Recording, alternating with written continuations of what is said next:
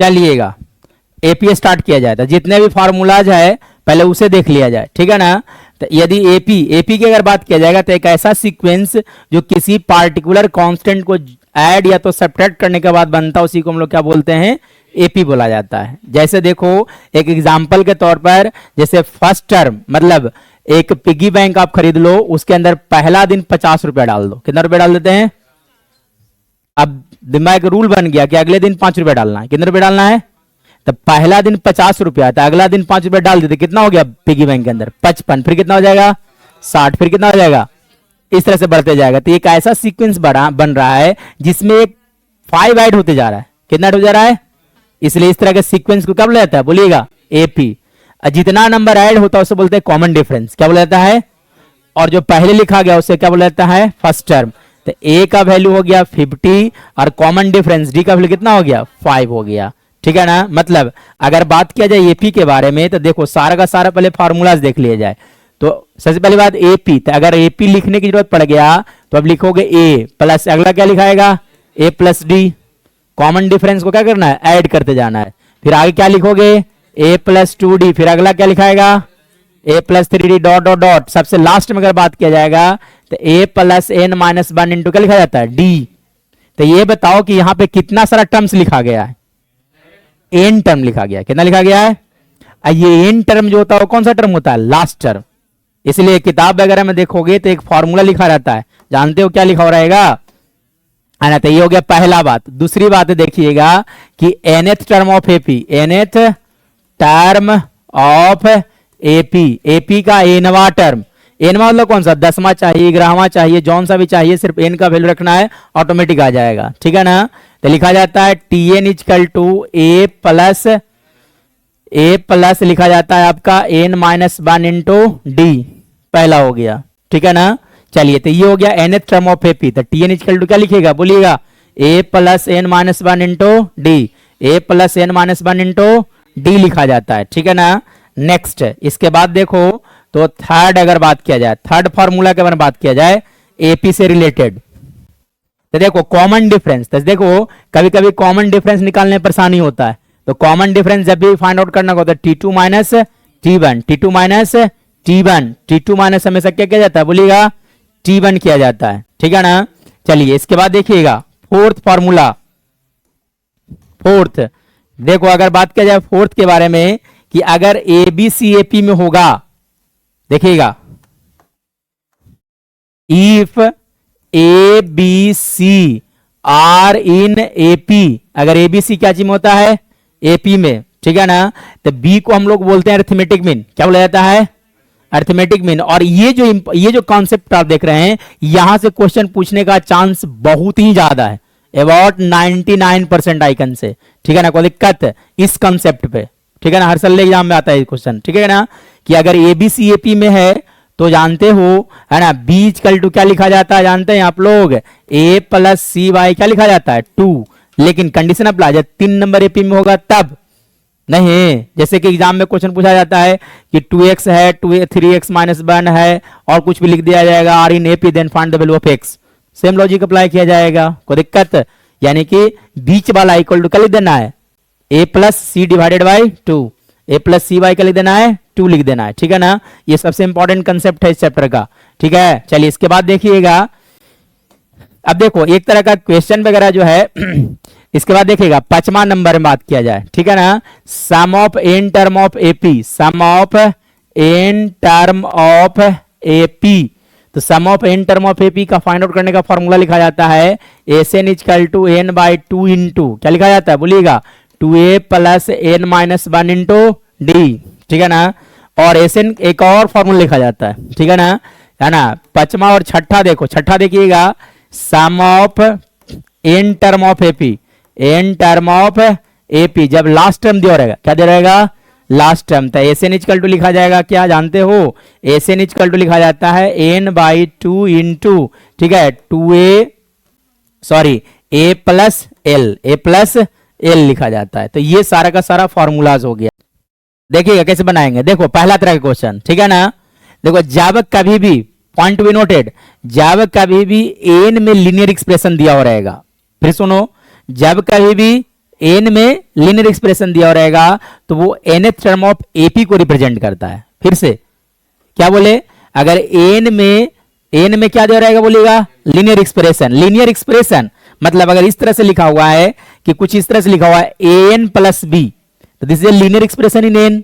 तो ये क्या को रिप्रेजेंट करता है बोलिएगा, nth टर्म ऑफ एपी को रिप्रेजेंट करता है, nth टर्म ऑफ एपी को रिप्रेजेंट करता है। ये देखो यहां पे अगर बात किया जाएगा, देखो क्या पूछा गया, the common difference of the AP whose nth term is, nth term क्या लिखा गया, देखो यहां पर कितना लिखा गया, देखा जाए तो हाँ 3n प्लस क्या लिखा गया था, 7 लिखा गया। 2020 में क्वेश्चन पूछा गया है, ठीक है ना।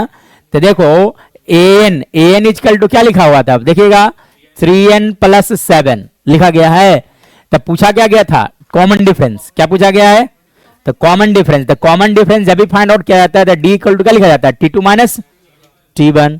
अब देखो ये एन में लीनियर एक्सप्रेशन है तो nth टर्म को रिप्रेजेंट करता है, तो पहले आप फाइंड आउट कर लोगे क्या चीज बोलिएगा, a1 a मतलब first term of AP, first term of AP. तो क्या हो गया बताएगा, 3 इंटू 1 प्लस 7 वैल्यू कितना आ गया 10, कितना हो गया 10। फिर आप फाइंड आउट कर लो क्या, a2, तो a2 कितना आ गया 3 इंटू 2 प्लस 7 मतलब कितना आ गया 6 प्लस 7 कितना 13, यानी कि second term of this AP is 13। तो कॉमन डिफरेंस डी बराबर क्या लिखोगे, a2 माइनस a1, a2 तो a2 देखो कितना दिया गया है, देखिएगा तो 13 माइनस a1 कितना दिया गया था 10, यानी common difference of this will be 3। तो देखा जाए ऐसा कहां लिखा गया था 3, यानी कि ऑप्शन नंबर ए जो है हमारा सही होगा। कोई दिक्कत सर होना, तो याद रखने वाली बात है कि जब कभी भी लीनियर एक्सप्रेशन इन एन होगा तो it always represent the nth term of AP. कोई दिक्कत, चलिए अगला देखिएगा।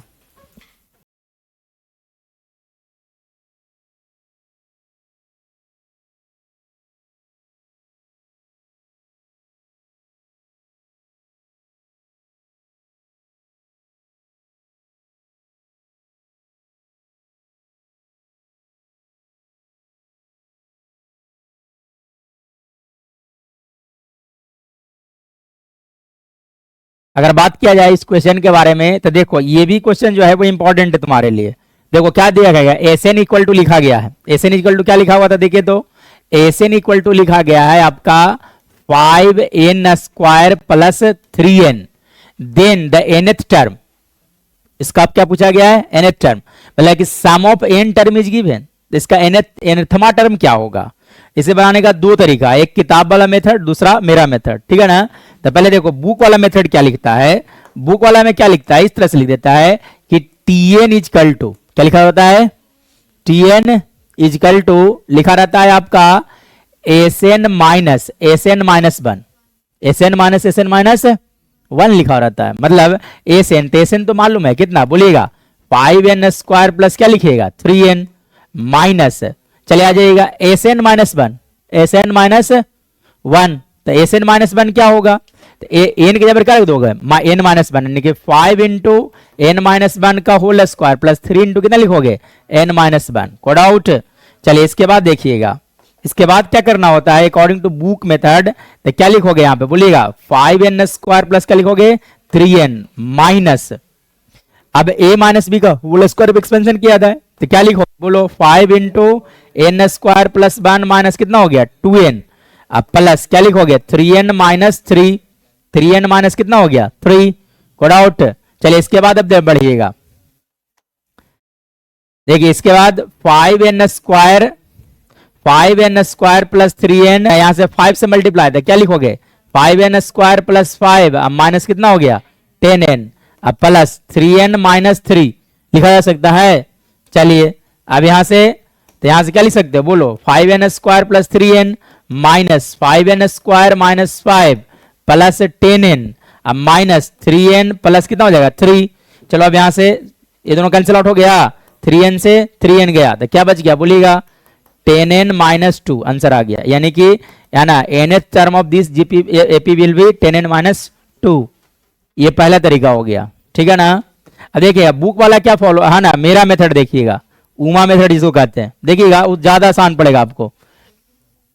क्या करना है, पहले एसएन दिया गया ना तो तुम निकाल लो S1, S1 जो होता है वो a के बराबर होगा, S1 जो होगा वो फर्स्ट टर्म ऑफ एपी के इक्वल होगा। तो यानी कि एन के जगह क्या रख दिया जाए 1, तो 1 का स्क्वायर इंटू 5 कितना हो गया बोलिएगा 5, अब प्लस क्या लिखोगे 3, यानी कितना आ गया बोलिएगा 8।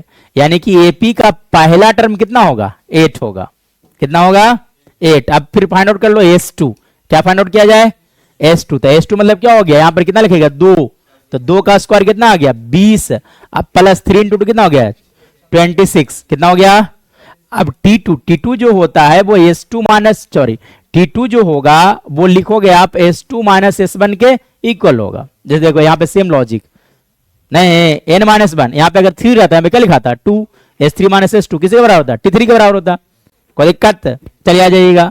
तो S2 कितना था देखिएगा 26 माइनस कितना कर लोगे 8, यानी कि वैल्यू कितना आ गया बोलिएगा 18, कितना आ गया, यानी कि second term of this AP will B 18 dot dot dot हो गया। एक एपी बना जिसका कॉमन डिफरेंस कितना है बोलिएगा 10, तो यानी कि इस एपी का एनवा टर्म निकाल लो। तो टी एन इक्वल टू क्या होता है फॉर्मूला बताइएगा A plus N minus 1 into D. तो ए प्लस, तो ये कितना हो गया बोलिएगा 8 plus N minus 1 into D, D कितना था 10, यानी कितना आ गया बताइएगा 8 प्लस 10n माइनस 10, यानी कितना लिखोगे बोलो 10n माइनस 2। ठीक है ना, अब तुम्हारी मर्जी जैसे बनाना बना लो। ठीक है, चाहे तो इस अटेम्प्ट इसे फॉलो करो, चाहे तो ये वाला फॉलो कर लो। ठीक है, चलिए बना आपसे, देखिए क्या कह रहा देखो पहला क्वेश्चन में देखो, the number of terms of AP, एक एपी दिया गया है। ठीक है ना, तो एपी क्या लिखा गया था देखिए, तो एपी लिखा गया है आपका, है ना, लिखा गया था 18 16 14 डॉट डॉट डॉट। ठीक है ना, that makes the sum 0 is, मतलब इस एपी के कितने सारे टर्म्स को ऐड किया जाए ताकि इसका सम कितना आ जाए 0। तो let n terms be added, तो एसएन का वैल्यू जो है वो कितना लिखा गया है बोलिएगा 0। अब एसएन कैसे निकालते हैं, n बाई 2 इंटू फॉर्मूला क्या होता है 2a, तो 2a मतलब कितना लिखोगे 2 into 18 plus n minus 1 into D, D कितना हो गया देखिए तो -2। ठीक है ना, इजकल टू कितना लिखोगे 0 लिखा जा सकता है, बोलो अनिका। अब देखिएगा इसके बाद देखिएगा इसका मतलब को, इसका मतलब n बाई 2 इंटू कितना लिखोगे 36, यहां से मल्टीप्लाई कर लोगे तो कितना हो जाएगा -2n, और यहां से क्या लिख सकते हैं +2 इजकल टू कितना हो गया 0। इसका मतलब लिखा जा सकता है n बाई 2 इंटू, है ना, यहां से लिख सकते हो 38 माइनस 2n इक्वल टू कितना हो गया 0। अब क्वाड्रेटिक इक्वेशन में पढ़ा है दोनों फैक्टर इक्वल टू क्या होता है 0, यानी कि यहां से कहा जा सकता है कि n by 2 equal to 0 and क्या लिखा जा सकता है बोलिएगा 38 माइनस 2n का वैल्यू कितना हो गया 0, मतलब यहां से n का वैल्यू कितना आ गया 0 एंड ऑल्सो यहां से n का वैल्यू कितना आ गया बोलिएगा 38 बाई 2, यानी कितना आ गया 19। तो यानी कि n का वैल्यू 0, यानी कि नंबर ऑफ टर्म्स 0, एक भी टर्म को नहीं जोड़े, क्यों नहीं जोड़े, जोड़ेंगे तो लाना 0 ना, यानी कि n का वैल्यू 0 नहीं होगा। ठीक है ना, तो n का वैल्यू क्या लिखा जाएगा बोलिएगा 19, accepted value of n will be 19। अब देखो ये 0 जब हो रहा है इसका मतलब कुछ कुछ ऐसा टर्म है जो प्लस में है, कुछ कुछ टर्म कैसा होगा ना, प्लस माइनस एक दूसरे को कैंसिल आउट कर दिया। ठीक है नहीं, तो ऐसे भी देखो एपी क्या हो रहा है घट रहा है, तो घटते घटते घटते कहीं ना कहीं 0 हो जाएगा, या तो 0 ना भी हो सकता है लेकिन नेक्स्ट स्टेप 0 माइनस में चला जाएगा, ओवरऑल कैंसिल आउट के 0 हो जाएगा। ठीक है ना, चलिए तो ये था फर्स्ट नंबर, लिखोगे इसको भी। The second term of the AP, इस एपी का सेकेंड टर्म क्या होगा, इस एपी का सेकेंड टर्म क्या होगा, तो अभी थोड़ा देर पहले बता रहे थे ना, इसके बनाने का दो तरीका है, नहीं एक तो हो गया टीएन निकाल लो, और दूसरा तरीका क्या हो गया कि S1 निकाल लो S2 निकाल लो, और S2 में से S1 घटा लेंगे तो किसके बराबर था T2 के बराबर होता है। तो एक काम करिए पहले S1 निकाल लीजिए, तो S1 कितना आ जाएगा बोलिएगा 1 रख दो, तो 1 रखो तो कितना हो जाएगा 1 का स्क्वायर प्लस 2 इंटू 1 मतलब कितना आ गया 3। यहां से निकाल लो, अच्छा ये एक इक्वल होता है, S1 किसके इक्वल होता है 1 है, फिर S2 निकाल लो, तो S2 कितना हो जाएगा बताइएगा 2 का स्क्वायर प्लस 2 इंटू 2, यानी कितना लिख सकते हैं 4 प्लस 4, यानी कितना आ गया 8, कितना आ गया 8 आ गया सर ना।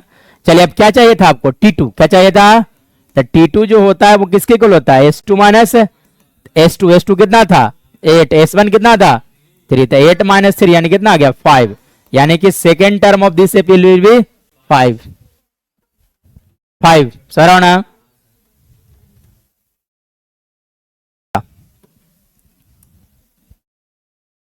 If the ratio of the sum of N term of 2 AP, दो एपी है, दोनों एपी का एन टर्म के सम का रेशियो दिया गया है, दोनों एपी के एन टर्म का सम का रेशियो दिया गया है, then find the ratio of the their ninth term.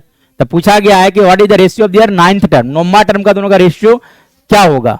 Saravana, तो देखो एक्चुअली में दो एपी है, there are 2 AP, there are, तो दोनों एपी का कॉमन डिफरेंस वगैरह सेम है, देख लो तो कैसा कुछ ऐसा लिखा गया है कि दोनों का कॉमन डिफरेंस सेम है, फर्स्ट टर्म सेम है, ऐसा कुछ नहीं लिखा है, यानी कि दोनों डिफरेंट डिफरेंट कैलकुलेट करना पड़ेगा।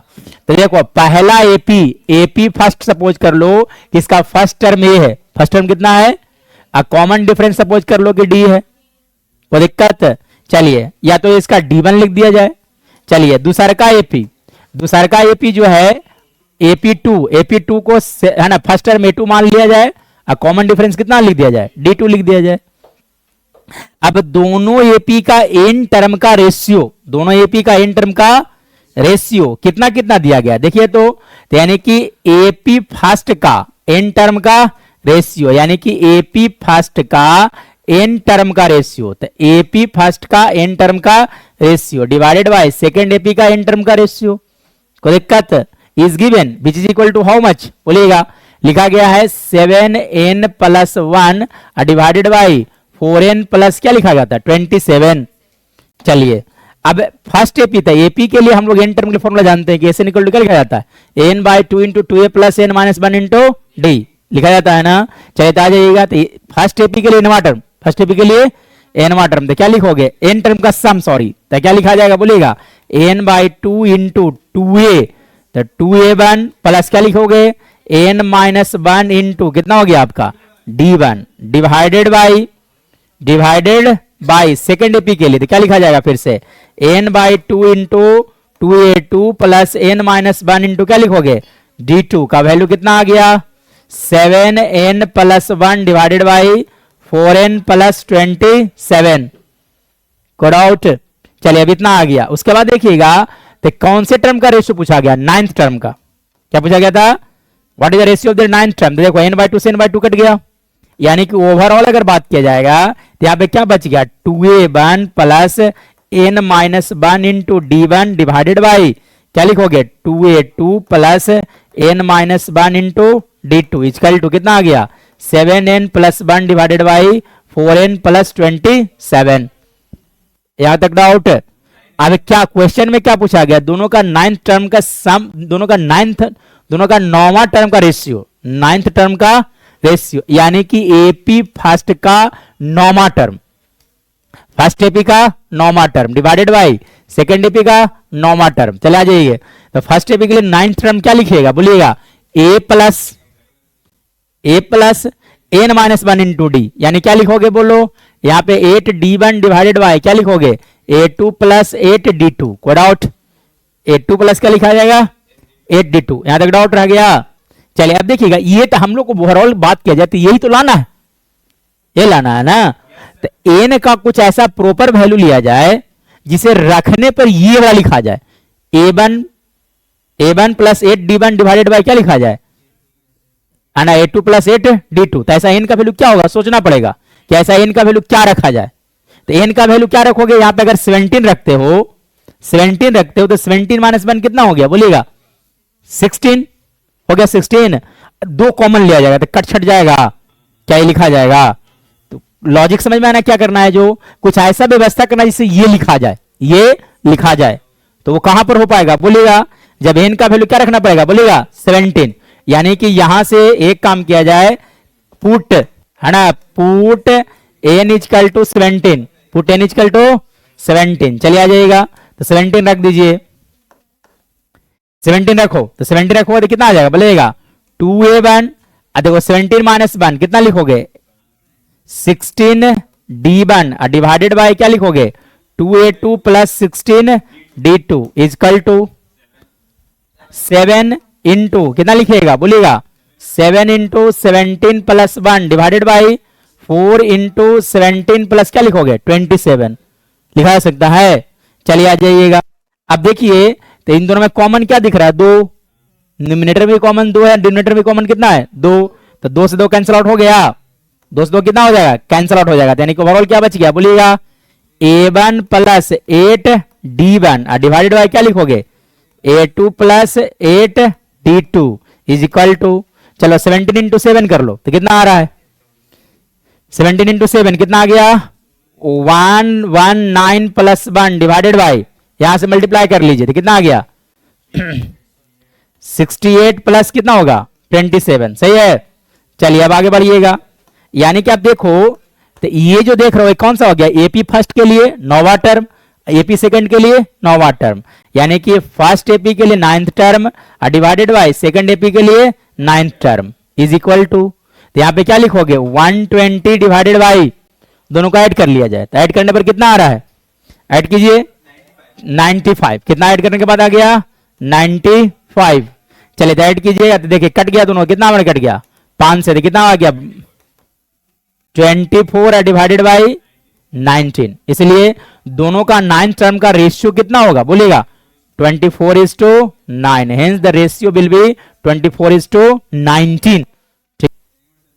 क्या बोला जा रहा है the ratio of the first M and the first N terms of AP is M square is to N square, ratio of first M term and N term किसी AP का दिया गया है कितना देखिएगा तो एम स्क्वायर प्लस क्या लिखा गया था N square, so that the ratio of its mth and nth term, दोनों का जो एमथ और एनथ टर्म का रेशियो जो होगा वो कितना लिखा जाएगा 2m-1 रेशियो 2n-1 होगा। तो कैसे फाइंड आउट किया जाएगा देखिएगा, तो देखिएगा एपी सेम है, there are not 2 AP only 1 AP, नहीं देखो ना पढ़ो, the ratio of the sum of the first M and the first N term of an AP, कोई एक एपी है ठीक है ना, तो चले आ जाइएगा तो sum of M term divided by sum of N term कितना दिया गया देखिए तो M square by N square दिया गया था, तो सम ऑफ एम टर्म का फॉर्मूला क्या लिखा जाता है बोलिएगा m by 2 into 2a plus n minus 1 into D है ना, डिवाइडेड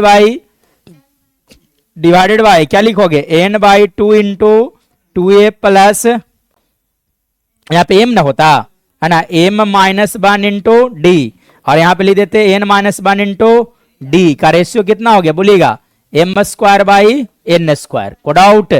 चलिए आ जाइएगा, अब देखिए यहां से अगर बात किया जाएगा तो देखो ये 2 से 2 गया, m से यहां m गया और n से n गया, तो क्या बच रहा है देखिए तो 2a plus m minus 1 into D divided by क्या लिखोगे 2a plus n minus 1 into D equal to कितना आ गया m बाई n, यहां तक डाउट। अब देखो क्या पूछा गया दोनों का एमएथ और एनएथ टर्म का रेशियो, नहीं उस एपी का एमएथ और एनएथ टर्म का रेशियो, तो आ जाओ यानी कि इसी एपी का एमवा टर्म और एनवा टर्म का रेशियो है ना पूछा गया है, टीएम बाय क्या पूछा गया था बोलिएगा टीएम बाय क्या पूछा गया टीएन, टीएम बाय टीएन, तो एमवा टर्म, तो एमवा टर्म का फॉर्मूला क्या लिखा जाता है बोलिएगा A plus M minus 1 into D divided by क्या लिखते हो a plus N minus 1 into क्या लिखा जाता है डी, नहीं अब एम और एन के जगह पर कुछ ऐसा वैल्यू रखना पड़ेगा, फिर सुनिए एम और एन के जगह पर कुछ ऐसा वैल्यू रखना पड़ेगा जिसके कारण ये लिखा पाए, था ना टीएम और टीएन लिख दिया जाएगा, यानी कि a plus N minus 1 into क्या लिखना चाहिए था डी, तब सोचना होगा कि ऐसा क्या वैल्यू रखा जाए जिसके कारण ऐसा हो सकता है, ठीक है ना, ताकि 2 वगैरह कॉमन लिया जाए कुछ और हो जाए तो वो लिखा जाए, ठीक है। तो देखो क्या रखना पड़ेगा, अब कॉमन सेंस की बात है कि देखो हमको लिखना है क्या m माइनस 1 इंटू डी, और यहां देखो यहां पे क्या लिखा गया 2a लिखा गया है और यहां पे क्या लिखा हुआ है a, तो m के जगह पर ऐसा कौन सा वैल्यू रखना चाहिए, तो आप खुद सोचो कि अगर m के जगह पर रख दिया जाता 2m माइनस 1 और n के जगह पर क्या लिख देता 2n माइनस 1, तो क्या होगा, तो देखो क्या होगा है ना, तो देखो रख कर देखो, यानी कि पुट m इक्वल टू कितना 2m minus 1 and n equal to कितना बोलेगा 2n माइनस 1, चलिए आ जाइएगा रखिएगा, तो रखोगे तो कितना आ जाएगा बोलो 2a प्लस m, m के जगह पर क्या रख देना बोलिएगा 2m माइनस 1 हो गया, 2m माइनस 1 पहले से माइनस 1 था divided by 2a plus into D छूट रहा है 2a प्लस एन, एन के जगह क्या लिख दीजिएगा बोलिएगा 2n-1 इंटू डी बराबर क्या लिखोगे बोलो m बाई क्या लिख दोगे n, लिखा जा सकता है बोलिए।